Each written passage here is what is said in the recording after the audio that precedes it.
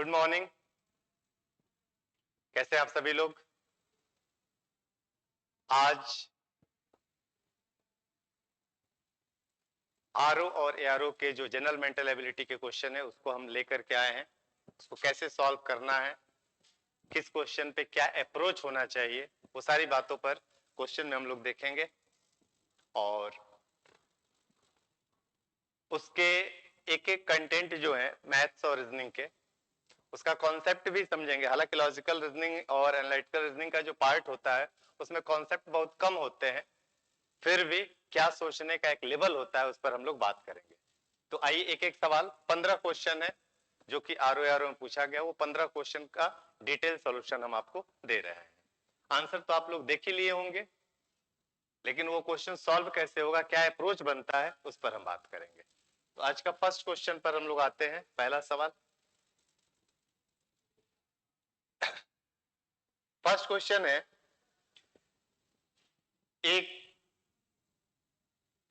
Time based problem है जिसमें बात कहा गया है कि आशीष सुबह 7 बजने में 20 मिनट पर, 7 बजने में 20 मिनट पर, इसको थोड़ा इंग्लिश में देखा जाए, Ashish lives his out house at 20 minutes to 7। अब 20 मिनट्स टू 7 का मतलब होता है 7 बजे से 20 मिनट पहले। ये बात समझना बड़ा जरूरी है। ये बात है बहुत छोटी, लेकिन इसमें भी बहुत लोगों को कंफ्यूजन क्रिएट हो सकता है। 20 मिनट्स टू 7 ये इंग्लिश का टाइम वर्जन का बात हो गया। इसका मतलब हो गया कि ये 6:40 की बात कर रहे हैं। ठीक है, तो 7 बजे से 20 मिनट पहले या 6:40। अब सवाल ये है कि अपने घर से 6:40 पर निकलता है और 25 मिनट में कुणाल के घर पहुंचता है, यानी कि यहां से 25 मिनट और ऐड कर देंगे तो ये हो जाएगा 7:05। ये कुणाल के घर पहुंचने का समय। ठीक है, कुणाल के घर पहुंचने का समय है 7:05। फिर आगे बोला है अगले 15 मिनट में वह अपना नाश्ता खत्म करते हैं, यानी कि इसके बाद 15 मिनट लेते हैं नाश्ता करने में, यानी कि 7:20 पर नाश्ता खत्म होता है। ठीक, इतनी बात आ गई।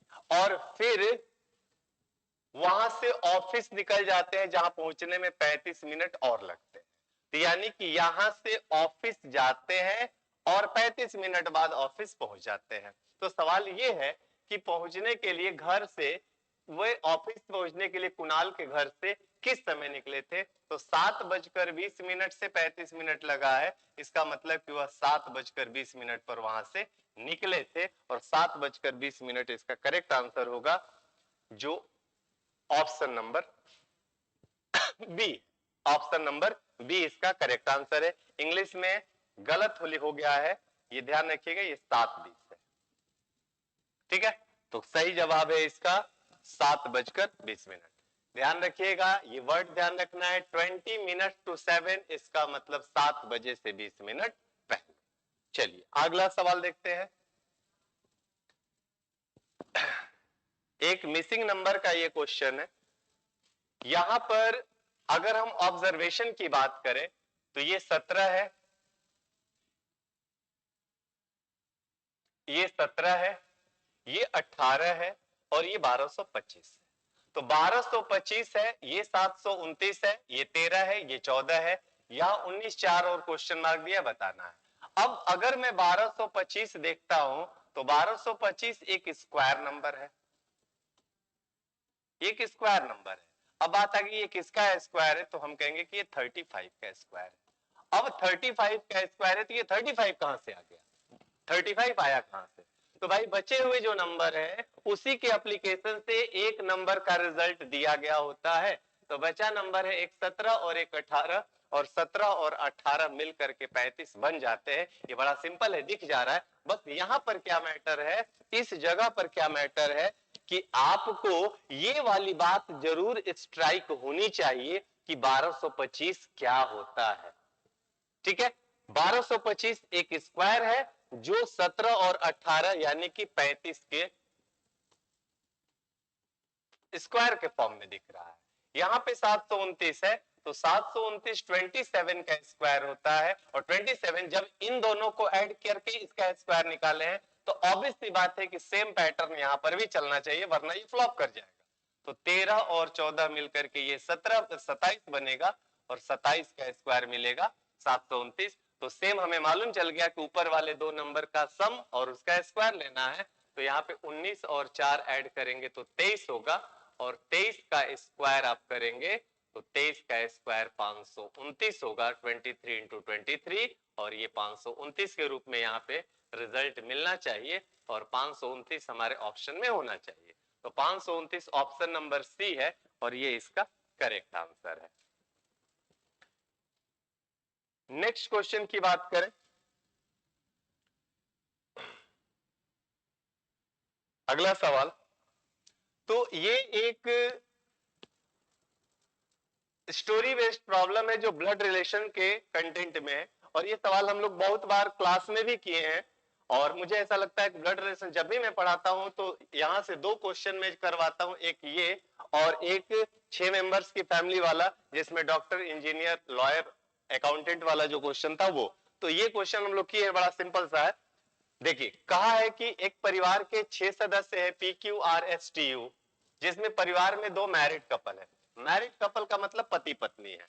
तो मैंने कहा कि 6 लोगों का एक चैनल बना देते हैं, ये 2 लोग, ये 2 लोग, ये 2 लोग। इसलिए हम इसको ऐसा पेयर बना रहे हैं क्योंकि 2 मैरिड कपल है, तो एक एक लाइन में हस्बैंड वाइफ हो जाएंगे, जो बच्चे हुए हैं वो एक लाइन में हो जाएंगे। तो ये मैरिड कपल, ये भी मैरिड कपल, ये अनमैरिड हो गए लोग। अब बात आ गई कि देखिए, पहली पीढ़ी, दूसरी पीढ़ी, तीसरी पीढ़ी। अब पीढ़ी का मतलब क्या है, अगर हम जहां पे खड़े हैं वहां से हमारे ऊपर जो होंगे हमारे पेरेंट्स होंगे, और उनके इक्विवेलेंट रिलेशन वाले होंगे। हमारे नीचे अगर उनके ऊपर जाएंगे तो अब उनके पेरेंट्स यानी कि पेरेंट्स के पेरेंट्स होंगे और उनके इक्विवेलेंट वाले होंगे। तो यहाँ पे 3 स्टेज की बात करते हैं। अब देखिए, सबसे नीचे यहां से अगर हम यहां देखेंगे तो ये मम्मी पापा है, और ये इनके मम्मी पापा होंगे, तो ये दादा दादी के रिलेशन में आ जाएंगे। ये सबसे छोटी वाली पीढ़ी हो गई। तो अब सवाल ये है कि एक क्वेश्चन बोला है कि यू आर का दादा है, यू अब मैं जहां पे दिख रहा है मैं उसको कर रहा हूं, आप समझिएगा, दादा है, दादा तीसरी पीढ़ी होती है, इसका मतलब कि यू ऊपर हो गया कहीं, और किसका दादा है, आर का, तो आर को हम नीचे रखते हैं कहीं, छोड़ दीजिए। और बोला है कि और वह एक ठेकेदार है, कॉन्ट्रैक्टर है, तो यू को बोला है कि ये कॉन्ट्रैक्टर। चलिए आगे देखिए, फिर बोला है एस टी की दादी है, दादी भी तीसरी पीढ़ी है, दादा के पड़ोसी दादी होगी, यानी कि दादा की पत्नी दादी होगी। तो कह रहा है कि एस दादी है, तो मैंने कहा कि भाई अगर ये दादाजी हैं तो यहां दादी जी होंगी मैरिड कपल में, और किसको कह रहा है, एस को, और कह रहा है कि एस किसकी दादी है, तो टी की दादी है, यानी कि टी आगे नीचे। ठीक, अब मैटर यह है कि वह एक हाउस वाइफ है, तो जो दादी है वो हाउस वाइफ है, तो ये हाउस वाइफ है। बात क्लियर है। अब देखिए, पीढ़ी अगर ब्लड रिलेशन है तो इसमें ऐसे स्टोरी बेस्ड वाले में आपको स्टेज तैयार कर लेंगे तो ज्यादा कंफर्टेबल होता है। अब आगे बोला गया है, यहाँ पर एक लाइन छूटी हुई है, क्यू एक डॉक्टर है और टी का पिता है। ऑब्वियस सी बात है कि टी यहाँ पर है और टी का पिता क्यू है, ये ऊपर वाली लाइन इसके फादर की होगी। ठीक है, अब बताइए कि अगर ये क्यू डॉक्टर है, ये डॉक्टर ले लेते हैं, तो यहां पर क्यू की पत्नी होगी, और एक ही लोग बचे हैं और वो है पी, और पी को कह रहा है कि नर्स होंगी। फिर क्यों ऐसा है, क्योंकि बोला है कि कॉन्ट्रैक्टर एक डॉक्टर, एक कॉन्ट्रैक्टर, एक नर्स, एक हाउसवाइफ और 2 स्टूडेंट है, ये 2 स्टूडेंट हो गए, बचे हुए डॉक्टर नर्स हो गए, कॉन्ट्रैक्टर और हाउसवाइफ हो गई। अब सवाल में बोला है कि निम्नलिखित में से कौन सा एक निश्चित रूप से पुरुष के सदस्यों का समूह है। पुरुष के सदस्य यानी कि जेंडर जिसका कंफर्म हो, तो मैंने कहा कि यहाँ पे जेंडर यू का कंफर्म है, कॉन्ट्रैक्टर है, और दादाजी है तो मेल है। यहाँ पर क्यू का जेंडर कंफर्म है कि ये डॉक्टर है और इनकी पत्नी है पी। अब आर और टी का जेंडर कंफर्म नहीं है, यहाँ पे पी का भी जेंडर कंफर्म है और एस का भी जेंडर कंफर्म है। आर और टी छात्र है, लेकिन लड़का है कि लड़की है ये क्लियर नहीं है, तो 2 लोग डेफिनेट रूप से मेल है, एक यू और एक क्यू। तो इस क्वेश्चन का आंसर हो जाएगा क्यू और यू, यानी कि ऑप्शन नंबर डी। तो ऑप्शन नंबर डी इसका करेक्ट आंसर है। ठीक है, इससे कई सवाल बन सकते हैं, लेकिन यहाँ फिलहाल एक ही सवाल दिया हुआ है, अदरवाइज 2-3 क्वेश्चन इस सेट पर पूछा जाता है, और ये यूजीसी नेट में भी क्वेश्चन आ चुका है और यूपीएसआई में भी क्वेश्चन आ चुका है। ठीक है, तो बहुत कॉमन सा सवाल है, इसको देख लीजिए। नेक्स्ट क्वेश्चन,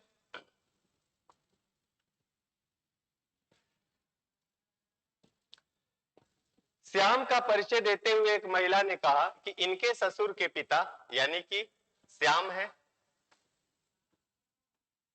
श्याम के ससुर यानी कि श्याम के पत्नी के पिता, पत्नी के पिता ससुर होते हैं, इनके ससुर के पिता, ससुर के पिता यानी कि श्याम की पत्नी के दादा, ये दादा हो गए, श्याम की पत्नी के दादा हो गए, मेरे ससुर हैं, यानी कि ये जो दादाजी हैं ये मेरे ससुर हैं। किसके ससुर हैं? तो महिला के। ठीक, तो obvious सी बात है कि जब ये महिला के ससुर जो है इनके दादा हैं, और ये जो है जो इनके महिला के जो दादा हैं वो श्याम की पत्नी के दादा हैं, जो महिला के ससुर हैं वो श्याम की पत्नी के दादा हैं। ठीक है, तो इसका मतलब कि जो महिला के पति हैं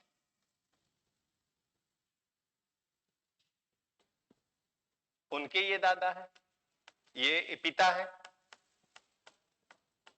ठीक है, तो क्वेश्चन ने ये बोला है कि श्याम का उस महिला से क्या संबंध है, तो ऑब्वियस सी बात है कि श्याम उस महिला के सन इन लॉ है, दामाद है।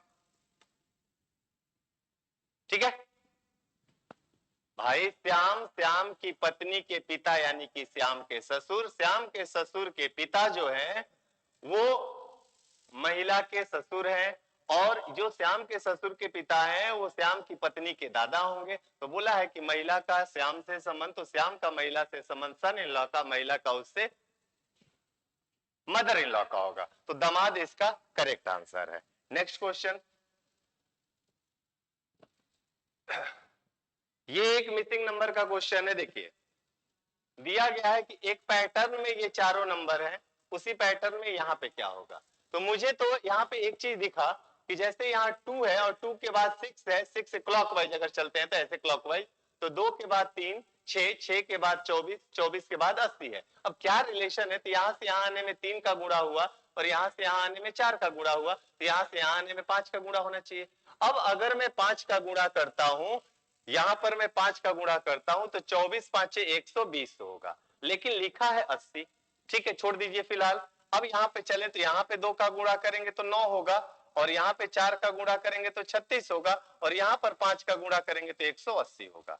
तो जहां पर 120 है वहां पे 80 लिखा रहा है, और जहां पर 180 है वहां पे 120 लिखा रहा है। तो 120 से 180 तक पहुंचने का मतलब है कि इसका ये 2/3 कर देते हैं, तो 2/3 करने पर 180 आ जाएगा, और यहां पर अगर मैं 2/3 कर देता हूं इसका, तो 3 छक 18, 60 दूना 120 आ जाएगा। यानी कि पैटर्न क्या है, इंटू 2 इंटू 3, और सॉरी इंटू 3 इंटू 4 और इंटू 5, और 5 का 2/3, तो 2/3 यहां भी चल रहा है, 2/3 यहां भी चल रहा है। इस हिसाब से 3 तरीका 9 यहां करेक्ट आंसर होना चाहिए, और ऑप्शन नंबर सी इसका एग्जैक्ट आंसर है। ये दिख रहा है मुझे, इसलिए मुझे ऐसा लगा कि यही होना चाहिए, और ये दोनों परसेंट बैठ रहा है, इसलिए 100% आंसर है, तो 9 इसका करेक्ट आंसर है। नेक्स्ट क्वेश्चन, ये भी एक मिसिंग नंबर का क्वेश्चन है, बड़ा मिसिंग नंबर का सवाल दिया भाई। देखो कभी भी अगर ट्रायंगुलर फॉर्म में मिसिंग नंबर होता है, एक बात ध्यान रखिएगा कि जो वर्टिक्स यानी कि कोने पर नंबर होते हैं उन्हीं को किसी न किसी रूप से बांध करके मिला करके सेंटर का नंबर दिया जाता है। तो यहाँ पे सेंटर पर दिया गया है 27, यहाँ पर 45, यहाँ पे पूछ रहा है। अब ये 27 बना कहां से है, तो इन जगहों की बात करें तो 27 को कैसे बनाएंगे 6 4, तो देखिए हमारे पास दो ऑप्शन सोचने का तरीका, अगर मैं इनको और इनको मल्टीप्लाई करता हूं तो 24 आएगा, और 24 के साथ 5 देता हूं तो 29 आएगा। दिया है 27, हो सकता है कि 2 कम किया गया हो सकता है। ठीक है, अब यही सेम बात 2 कम वाला यहां पर बात लागू हो जाएगी तो ये बात बन जाएगी। तो यहां पर देख रहे हैं 6 5 30 और 30 में से 4 कम किया गया, नहीं सॉरी, ये 6 चौके 24, 24 और 5 30 हुआ और 30 में से 6 24 5 29, 24 5 29, 29 में से 2 कम किया गया, यानी कि इनको मल्टीप्लाई करके और इसको जोड़ा गया तो 29 आया। और उसके बाद 29 में से अगर हम 2 कम करेंगे तो 27 आएगा। अब रही बात कि यहां से 6 5 30 होगा, इनको गुणा किया और इसमें जोड़ेंगे तो 34 आएगा, 4 जोड़ेंगे तो, लेकिन इसमें से फिर 2 घटाएंगे तो हमारे पास ये रिजल्ट नहीं आएगा। इसका मतलब कि ये बात नहीं बन रही है। अब देखिए, अगर मैं मतलब आपको सोचना है कि 27 एक स्ट्रॉन्ग लॉजिक पर मिले, और ऐसे सवाल में 2 बातें हमेशा ध्यान रखिएगा, इसका यूज बड़ा तगड़ा होता है, स्क्वायर का और क्यूब का। स्क्वायर और क्यूब अगर आपको याद है, मालूम है, तो बहुत सारे ऐसे सवाल में इनका एप्लीकेशन मिल जाता है। मैं अगर कहूं कि ये 4 है और इसको मैं कहूं कि तुम 4 का स्क्वायर हो, यानी कि 4 का स्क्वायर 4 गुणे 4, ये बनेगा 16। अगर मैं कहूं कि तुम 6 के स्क्वायर हो तो 6 गुणे 6 36। अब अगर मैं इनको जोड़ दूं तो ये हो जाएगा 52, और 52 का आधा 27 दिया है। अब बात आ गई कि क्या इन्हीं, तो भाई अगर आधा कर देंगे तो इसका तो यूज ही नहीं हुआ, तो मैं कह रहा हूं कि नहीं, 5 का स्क्वायर 25, सॉरी 52 का आधा जो होता है 26 होता है, यहां 27 दिया तो आधा तो हो ही नहीं पाएगा, तो 5 का स्क्वायर 25। अब 52 में से अगर मैं 25 निकालता हूं तो ये 27 आ जाएगा। 52 में से अगर 25 निकालेंगे तो ये 27 आ गया।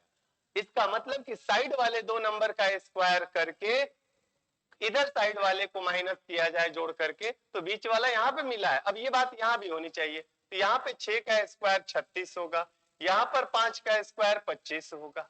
अब 36 और 25 मिलाएंगे तो 61 हो जाएगा, और इधर 4 का स्क्वायर 16 होगा। अब 61 में से 16 निकालेंगे तो 45 आ जाएगा। ये भी बात सही है। तो इसका मतलब कि ये वाला लॉजिक हमको मिल गया कि साइड का स्क्वायर करके प्लस किया गया और इधर वाले स्क्वायर को हमने उसमें से माइनस किया। अब ये बात यहां पर लागू करें तो 7 का स्क्वायर 49 होगा, इधर 6 का स्क्वायर 36 होगा।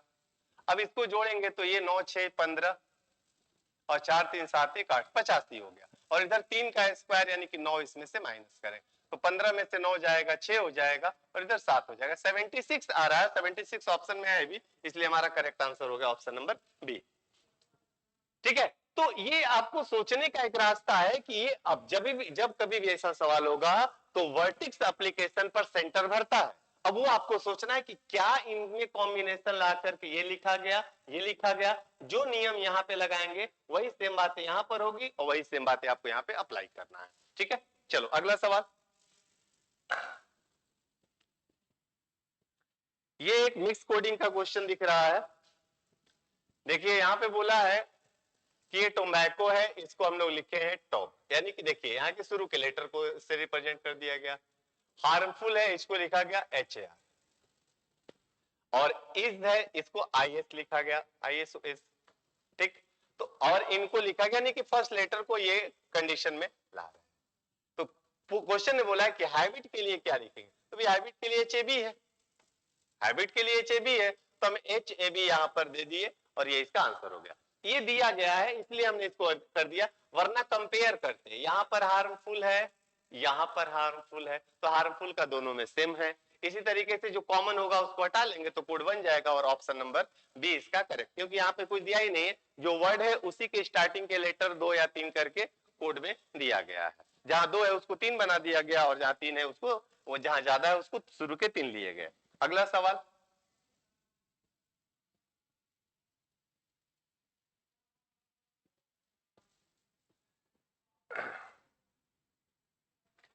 एक रैंकिंग का क्वेश्चन है कि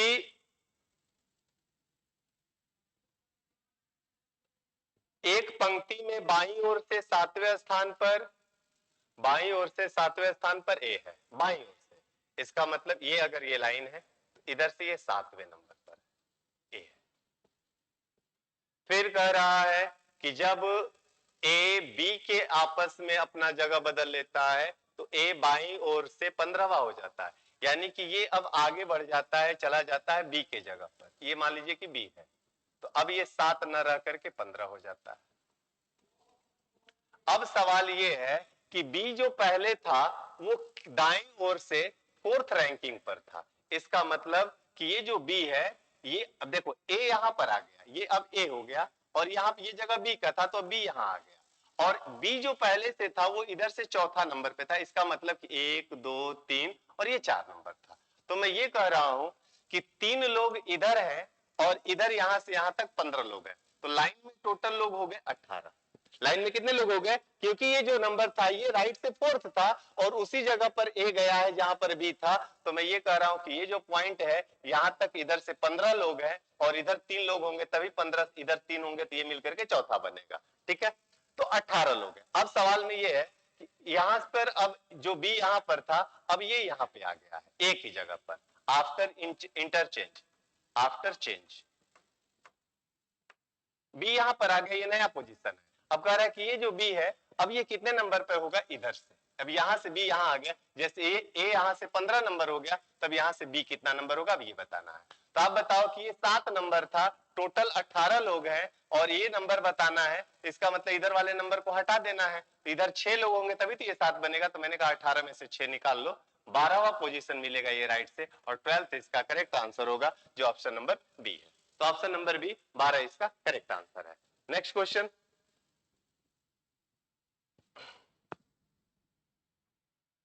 अब ये भी देखो एक एनालॉजी का क्वेश्चन है कि ये इसके इक्वल में ये दिया गया है, इसके इक्वल में ये दिया गया है, तो इसके इक्वल में क्या होगा।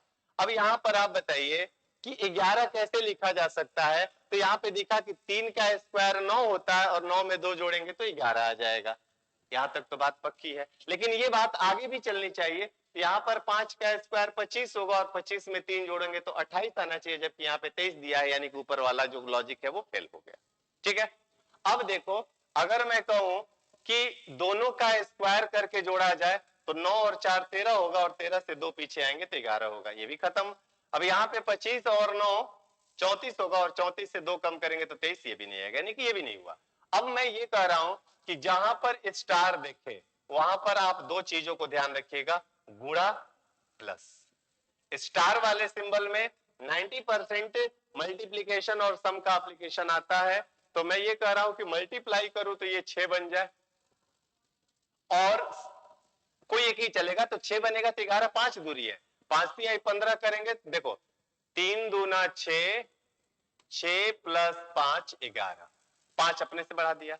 अब यहां पे करें तो 5 3 15, अब 15 में 5 बढ़ाएंगे तो 15 और 5 20 होगा, जबकि 23 दिया है, ये भी बात खत्म हो गई।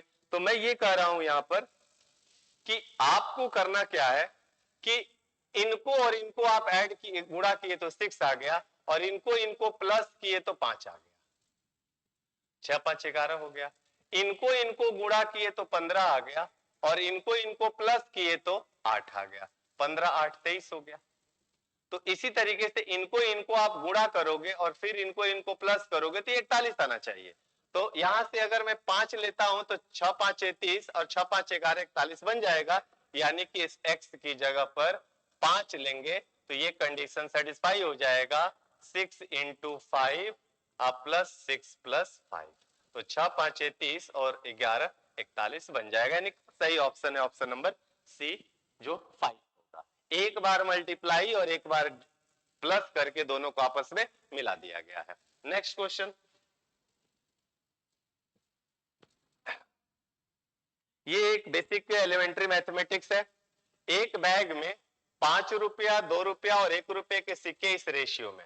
अब भाई बताइए रेशियो किसका है, तो सिक्कों का है, यानी कि ये सिक्कों की संख्या है और इस संख्या का ही अनुपात है। और कह रहा है कि ये पूरा सिक्का को अगर हम रुपया के रूप में देख रहे हैं तो रुपया में हमको दिख रहा है 2100। तो सवाल में 5 के कितने सिक्के हैं। अब आप एक चीज समझिएगा, अगर मैं कहता हूं कि 3 सिक्के हैं, ऐसा मैंने माना, यहां पे कहूं कि ये 4 सिक्के हैं और यहां पे कहूं कि 5 सिक्के हैं, तो ये सिक्के हैं। अब इसको कीमत में देखा जाए तो 5 रुपया की कीमत है, यानी कि 3 सिक्के 5 रुपए के हैं, तो इंटू 5 कर दिया जाए तो ये 15 रुपया बन जाएगा। यहां पर 2 रुपए के है तो इंटू 2 कर दिया जाए 8 रुपया बन जाएगा, और यहां पर 1 रुपये का है तो इंटू 1 कर दिया जाए 5 रुपया हो जाएगा। तो मेरे हिसाब से 15 5 20 और 8 28 रुपया आया, ये मैंने माना है। तो ये मानक कीमत है, और जो कीमत सवाल में दिया गया है कि 2100 रुपया के इक्वल है, यानी कि 28 यहां पर है और इधर 2100 है। तो 7 चौक 28, 7 तिरिका 21, यानी कि 4 की वैल्यू 300 के बराबर है, तो 1 की वैल्यू 75 के बराबर। एक रेशियो 75 के बराबर में चल रहा है। तो सवाल में यह पूछा गया है कि 5 रुपए के कितने सिक्के, तो 5 रुपए के तो 3 सिक्के हैं, 5 रुपए के 3 सिक्के हैं, और 1 पर 75 वैल्यू आ रही है, तो 3 पर 3 गुणे 75 जो बराबर हो जाएगा 225, और 225 यानी ऑप्शन नंबर बी इसका करेक्ट आंसर। तो ऐसे सवाल में बच्चा आपको अगर अनुपात दिया है और मूल्य दिया है, तो अनुपात को मूल्य बना देना है और उस मूल्य से कंपेयर कर लेना है, ठीक है। अगर मूल्य दिया हुआ है और सिक्कों की संख्या दिया हुआ है, तो मूल्य को संख्या बना लेना है और कंपेयर कर देना है। रेशियो में जो वैल्यू कांस्टेंट होती है उसी के रेस्पेक्ट में रेशियो को कन्वर्ट किया जाता है। क्लियर बात? चलिए अगला क्वेश्चन देखते हैं। नेक्स्ट क्वेश्चन है, ये भी एक मिसिंग नंबर का सवाल है। हालांकि ये सब क्वेश्चन तो एट ए टाइम कैसे सोचना है, यही बहुत प्रैक्टिस वाली बात होती है। जितना प्रैक्टिस उतना सही अप्रोच, उतना जल्दी करने की आदत होगी, ठीक है। मुझे ऐसा दिख रहा है यहाँ पे अल्टरनेट को अगर सोचे तो कि ये 2 और 3 का गुणा है, अगला भर रहा है, तो इधर का अल्टरनेट अगर ले लेते हैं तो 24 और 5 को गुणा करेंगे तो 120 आना चाहिए, और 120 से विकल्प में होगा तो ठीक है। तो 120 ऑप्शन में दिया गया, इसलिए हमारा ऑप्शन ये दिख रहा है, ठीक है। अब बाकी को अगर हम सोचते हैं तो देखो 5 और 3, 5 और 2 7 होगा, डिफरेंस में 3 आएगा। चलो यहाँ पे डिफरेंस ले लेते हैं तो 3 होगा, तो इनमें और इनका डिफरेंस होने पर आना चाहिए 24, इनका और इनका डिफरेंस लेने पर 24 आना चाहिए। तो अगर मैं 24 का डिफरेंस पर लेकर चलूं तो इसका मतलब कि यहाँ पे क्या होना चाहिए 30, 30 और 6 का अंतर हो जाएगा 24, 30 है ही नहीं विकल्प में, तो इसका मतलब कि 120 हमारा करेक्ट आंसर है, ठीक है। ऐसे सवाल पेपर जो बनाया है, जो क्वेश्चन दिया है, वो उसके दिमाग में क्या चल रहा है उस पर भी डिपेंड करता है। कोडिंग डिकोडिंग का सवाल है, देखो मिस्टेक को ये लिखा गया, मिस्टेक को ये लिखा गया है, नेक्ड को इतना लिखा गया है, तो इंटीमेट को क्या लिखा जाएगा। अब यहाँ पे 2 कोड दिया है, तीसरा आपसे पूछ रहा है, ये भी सब्स्टिट्यूट कोडिंग है, इसको सब्स्टिट्यूट कोडिंग बोलते हैं। इसमें कोई लॉजिक नहीं है, ये जो वर्ड आए हैं ना, इसके जो लेटर है इसी के लेटर है, और यानी कि जो लेटर का लिए यूज किया गया इधर से छांट करके यहाँ पे लिख लेना है। जैसे पहले आई है और मैं देख रहा हूं कि मिस्टेक का यहाँ आई है दूसरे नंबर पे, दूसरे नंबर पे 7 है, यानी कि पहले नंबर पे 7 होगा।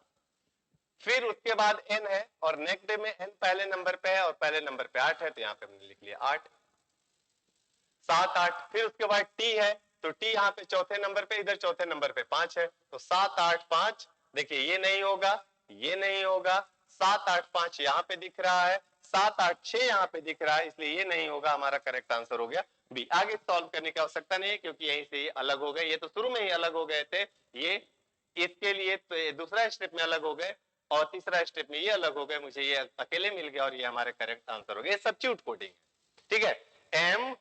MIST इनके लिए रैंडमली नंबर वो लिख दिए हैं, और जो नंबर यहाँ पे इस्तेमाल किए सेम नंबर को वहां पर अगर होगा तो, जैसे देखो यहाँ पर A है ना, और यहाँ पर भी A 5वें नंबर पे है, तो देखो 5वें नंबर पे क्या है 4 है, और इधर देखो A दूसरे नंबर पे, तो यहाँ भी, इसका मतलब कि A के लिए 4 का कोड कर रहे हैं, ठीक है। तो यहाँ पे कुछ इनका सिस्टम नहीं है, बस ये जो लेटर का कोड हूबहू है वही आपको निकाल करके इस वर्ड के लिए तैयार करना है और देखना है।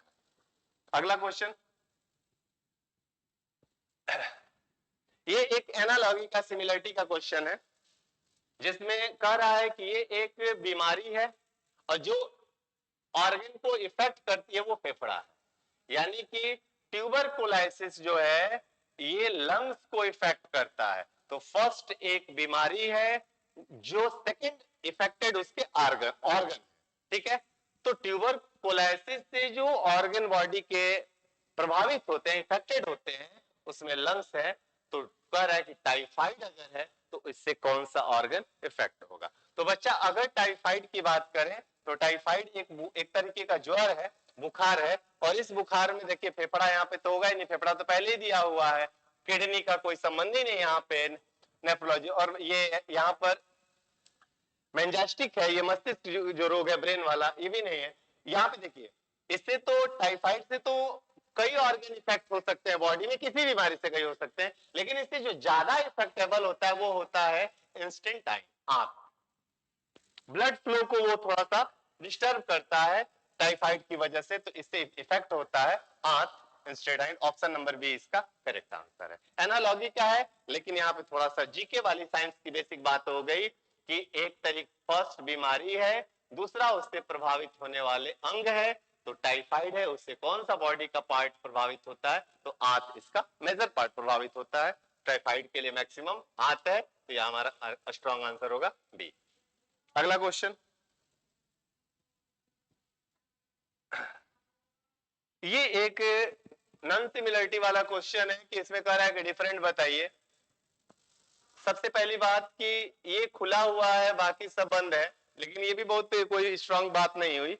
मैं अगर कहूं तो यहाँ अंदर स्क्वायर है, यहाँ ट्रायंगल है, यहाँ स्क्वायर है, तो यहाँ ट्रायंगल हो जाएगा, ठीक है चलेगा। अगर दूसरे तरीके से अगर हम इसको सोचें तो देखिए 1 2 3 4 5 6 7, 7 साइड है, 1 2 3 4 5 6 7, यहां भी 7 है, 1 2 3 4 5 6 7 8 9, 9 साइड है, 1 2 3 4 5, ठीक है। तो यहां पे थोड़ा सा हमको,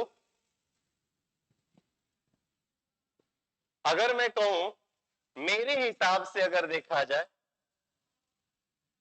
तो बाहरी वर्टेक्स की अगर मैं बात करूं तो सारे ट्रायंगल और स्क्वायर सब में ट्रायंगल और स्क्वायर है, इसमें ट्रायंगल और स्क्वायर दोनों का कॉम्बिनेशन नहीं है, तो अब इसको हम स्टार लगा दे रहे हैं। ये मेरे हिसाब से कंफर्म इसका आंसर यही दिख रहा है फिलहाल, क्योंकि ट्रायंगुलर और स्क्वायर का शेप सब में है तो सब में दिख रहा है, इसमें नहीं है, इसमें केवल और केवल ट्रायंगुलर दिख रहा है, इसलिए मेरे हिसाब से डी होना चाहिए। इसके बेस पर नहीं कि ये खाली है, इसके बेस पर हम ये नहीं कह रहे हैं कि ये एक साइड नहीं है, लेकिन बाकी के साइड पर देखें, बाकी नंबर ऑफ साइड भी काउंट कर रहे हैं तो डिफरेंट डिफरेंट आ रहा है, तो इसलिए इस पर हम क्वेश्चन मार्क लगा दे रहे हैं, छोड़ दे रहे हैं। नेक्स्ट क्वेश्चन देखते हैं।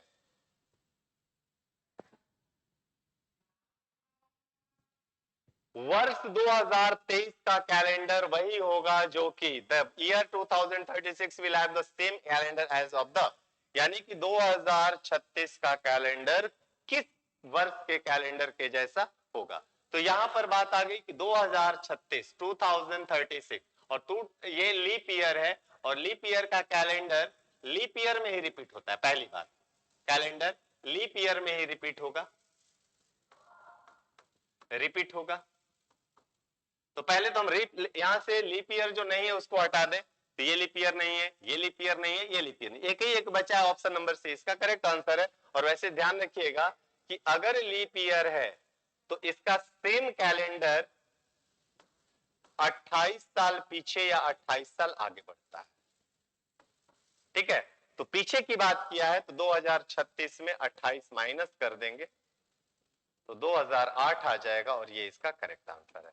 तो 2008 इसका करेक्ट आंसर। इस प्रकार ये हम लोग का क्वेश्चन था, यही 15 क्वेश्चन आप लोग के पेपर में आया हुआ था। देखिएगा, समझिएगा, प्रैक्टिस करने की चीज है, जितना प्रैक्टिस करेंगे उतना इसमें शार्पनेस आएगी। बाकी इसके लिए कोई बहुत विशेष मापदंड नहीं है। हाँ, ये जरूर है कि सोचने का लेवल क्या होता है, यही हम लोग सिखाते हैं कि कैसे चीजों को हम जल्दी टेकल करने की कोशिश करते हैं, ठीक है। तो बाकी सारी चीजें इसमें देखिएगा, कोई डाउट होगा क्वेश्चन पर तो आप कमेंट करिएगा। और क्लासेस हमारे यहाँ चल रहे हैं, सिविल के भी चल रहे हैं, मॉर्निंग इवनिंग 2 बैच है, जनरल कंपटीशन के भी क्लासेस चल रहे हैं। अगर कोई इंटरेस्टेड होगा, आसपास के होंगे आप लोग और सोच रहे होंगे सरकारी नौकरी की तैयारी करने के लिए, तो एक बार संस्था पे विजिट करिए। Thank you very much.